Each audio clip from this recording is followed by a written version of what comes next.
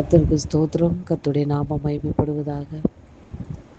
நான் நிற்கும் பூமி நிலை குலைந்து அழிந்தாலும் என் நம்பிக்கையின் அஸ்திபாரம் அசைந்தாலும் நான் நிற்கும் பூமி நிலை குலைந்து அழிந்தாலும் என் நம்பிக்கையின் அஸ்திபாரம் அசைந்தாலும் நான் நம்புவதற்கு ஒன்றுமில்லை என்றாலும் நம்புவேன் என் இயேசு ஒருவரை. நான் நம்புவதற்கு ஒன்றுமில்லை என்றாலும் நம்புவேன் என் இயேசு ஒருவரை. நம்புவேன் என் இயேசு ஒருவரை. நான் நம்புவேன் என் இயேசு ஒருவரை. நான் நம்புவேன் என் இயேசு ஒருவரை. நான் நம்புவேன் என் இயேசு ஒருவரை. ஆமென். ஆண்டவரே, எங்களை அதிகமாக நேசிக்கிற அன்பு பரலோக தகப்பனே, இந்த நல்ல வேலைக்காக நன்றியோடு கூட துதிக்கிறோம், ஸ்தோத்திரிக்கிறோம். இம்மட்டுமா எங்களை கிருபையாய் நடத்தி வந்தபடி அன்புக்காக நன்றி செலுத்துகிறோம் ஆண்டவரே. அப்பா, நம்புவதற்கு ஒன்றுமே இல்லாதிருந்தும் ஆமென் ஆண்டவரே, ஆபிரகாமும் எங்களை நேசித்தானே ஆண்டவரே, உம்மை நம்பினானே ஆண்டவரே, அது அவனுக்கு நீதியாக எண்ணப்பட்டது என்று நாங்கள் வேதத்தில் படிக்கிறோம் அப்பா. ஆமென் ஆண்டவரே. அப்பா, அப்படிப்பட்ட விசுவாசத்தை எங்கள் உள்ளத்தில் தருவீராகப்பா. நம்புவதற்கு ஒன்றுமே இல்லாதிருந்தும் உம்மை மாத்திரம் நம்பி இருக்க எங்களுக்கு கிருபை தாரும் அப்பா. நன்றி தகப்பனே. நம்பிக்கைக்குரியவரே, உம்மை உயர்த்துகிறோம் ஆண்டவரே.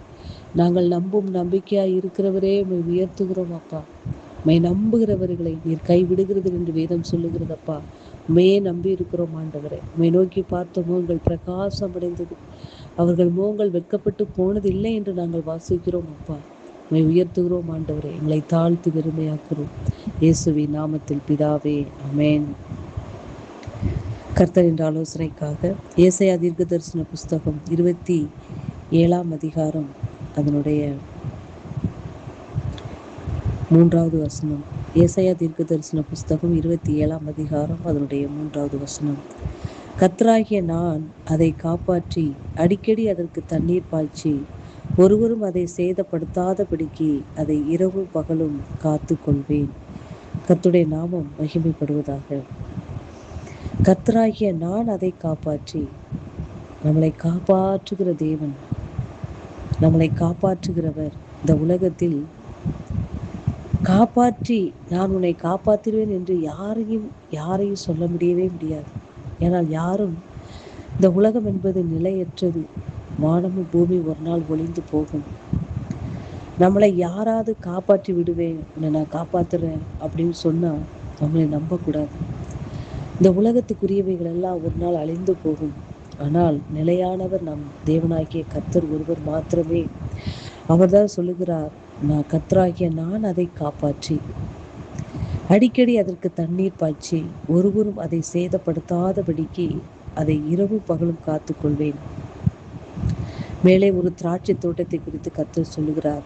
அந்த திராட்சை தோட்டத்திற்கு என்ன செய்கிறார் என்றால், அதை நான் காப்பாற்றுவேன், அதற்கு அடிக்கடி தண்ணீர் பாய்ச்சுவேன். ஏன்னா அது வாடி போயிடக்கூடாது, அது கனி கொடுக்கணும்.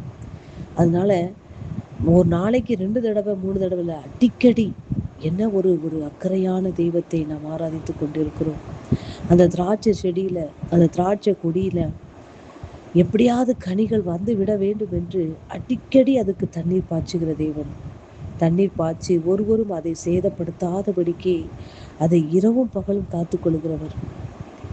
பகல்ல யாரும் வரமாட்டாங்க. நம்மளாம் வயல்வெளிகளை பார்க்கும்போது பகல்ல எந்த விலங்குகளோ ஏதோ வந்து சேதப்படுத்தாது. இரவு நேரத்துல காவல் காப்பார்கள். ஆனால் கர்த்தர் இந்த இடத்தில் சொல்லுகிறார், இரவும் பகலும் காத்து கொள்வேன் என்று. எவ்வளவு அக்கறை உள்ள தேவனாய் இருக்கிறார். ஒரு திராட்சை தோட்டத்திற்கே கர்த்தர் இவ்வளவு ஒரு அக்கறையும் இவ்வளவு ஒரு அதன் மீது ஒரு பாசத்தை வைத்திருப்பார் என்றால், அக்கறை என்று சொல்வதை விட அது கனி கொடுக்க வேண்டும் என்பதில் அவர் அந்த செடியை விட அவர் அதிகமாய் அதுல என்ன செய்கிறார், அவர் விருப்பமுள்ள தேவனாய் இருக்கிறார். அன்பு பிள்ளைகளே, ஒரு திராட்சை தோட்டத்திற்கே கர்த்தர் இப்படிப்பட்ட காரியங்களை செய்வார் என்றால், அதை காப்பாற்றி அதற்கு அடிக்கடி தண்ணீர் பாய்ச்சி ஒருவரும் அதை சேதப்படுத்தாதபடிக்கு அதை இரவும் பகலும் காத்து கொள்ளுகிற தேவன். நம்மளையும் அப்படித்தான் தெரிந்து கொண்டிருக்கிறார் அன்பு பிள்ளைகளே. அவருடைய சமூகத்தில் இருக்கிற, அவரையே நாடி அவரையே நம்பி இருக்கிற பிள்ளைகளை அவர் காப்பாற்றுகிற தேவனாய் இருக்கிறார்.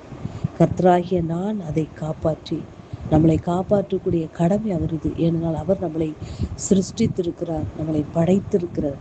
ஆகப்படினாலே நம்மளை காப்பாற்றக்கூடிய கடமை கர்த்தருக்குடையது.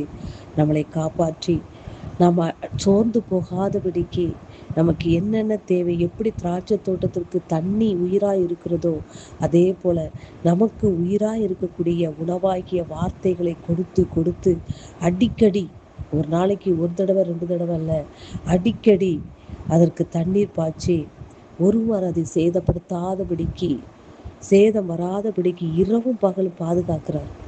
அதே போலதான் நமக்கு வார்த்தைகளை அடிக்கடி கொடுத்து நம்மளை சேதப்படுத்தாதபடி, எப்படி இஸ்ரவேல் ஜனங்களை அழைத்து வரும் பொழுது பகலிலே மேக ஸ்தம்பமாகவும் இரவிலே அக்கினி ஸ்தம்பமாக இருந்து காத்த தேவன், நம்மளை இரவும் பகலும் இதோ இஸ்ரவேலை காக்கிற தேவன் உறங்குவதும் இல்லை தூங்குவதும் இல்லை என்று வேதத்தில் படிக்கிறோம். அன்பு பிள்ளைகளே, நம்மளை பாதுகாக்கிற தேவன் அவர் அயர்வதில்லை, தூங்குவதில்லை. நம்மளை இரவும் பகலும் கண்மணி போல பாதுகாக்கிற தேவன். ஏனெனில் நாம் கனி உள்ள வாழ்க்கை வாழ வேண்டும், கனி கொடுக்க வேண்டும் என்று அவர் விரும்புகிறபடியினாலே நமக்கு அடிக்கடி வார்த்தைகளை கொடுத்து காப்பாற்றி யாரும் சேதப்படுத்தாதபடி இரவும் பகலை நம்மளை பாதுகாக்கிற தேவன் நமக்கு இருக்கிறார். அன்பு பிள்ளைகளே, நம்முடைய கடமை என்னவென்றால், நம்முடைய வேலை என்னவென்றால், அவர் கொடுக்கிற வார்த்தை, அடிக்கடி அவர் கொடுக்கிற வார்த்தையை நாம் உட்கொண்டு கர்த்தர் விரும்புகிற கனியை அவருக்கு கொடுக்கும் பொழுது அதில் அவர் என்ன செய்கிறார்? மகிமைப்படுகிற தேவனாய் இருக்கிறார். ஒரு வயல்வெளியை ஒரு உழவன் ஒரு வயல்ல பாடுபட்டு அத்தனை காரியங்களை களை பறித்து நாற்று நட்டு அதுக்கு தண்ணீர் பாய்ச்சி அதன் விளைச்சலை அவன் காணும் போது அவன் எவ்வளவு பெரிய சந்தோஷப்படுவான்.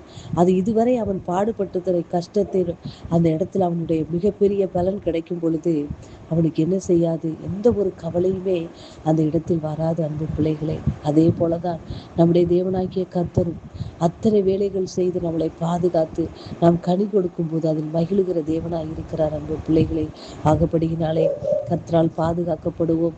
அவர் அடிக்கடி கொடுக்கிற உணவாகிய வார்த்தையை நாம் உட்கொண்டு கர்த்தர் விரும்புகிற கனி உள்ள வாழ்க்கையை வாழ்ந்து கர்த்தரை மகிமைப்படுத்துவோம். அன்பு பிள்ளைகளே, வார்த்தை நிமித்தமாக கர்த்தர் உங்களை ஆசீர்வதிப்பாராக. ஆமென்.